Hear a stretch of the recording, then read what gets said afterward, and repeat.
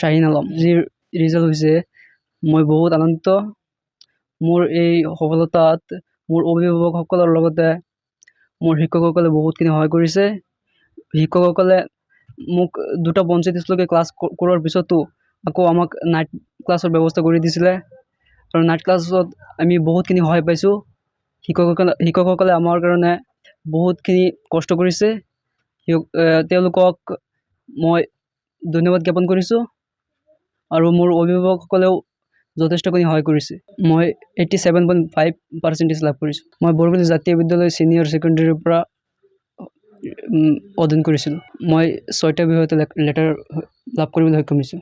মই বহুত আনন্দিত আৰু মই বহুত আনন্দ লাভ কৰিছোঁ। মই ছায়েন্সত পঢ়ি JEE দিম বুলি ভাবিছোঁ। মোৰ ইঞ্জিনিয়াৰ হোৱাৰ সপোন আছে। অনুভৱ আমাৰ খুবই আনন্দ হৈছোঁ। আমি দৰিদ্ৰ ঘৰৰ মানুহ, অলপ খেতি বাতি কৰোঁ, দিন হাজিৰাও কৰোঁ আমি। সেইমতো আমি ল'ৰাজনক ইমান সহজ সুবিধা ইমান কৰিব পৰা নাই।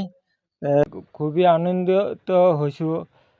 আমাৰ ছাৰ বাইদেউসকলেও মানে বহুত সহায় সুবিধা কৰিছে আৰু আমি দৰিদ্ৰ ঘৰৰ মানুহ, আমি অলপ খেতি বাতি কৰোঁ আৰু দিন হাজিৰাও কৰোঁ।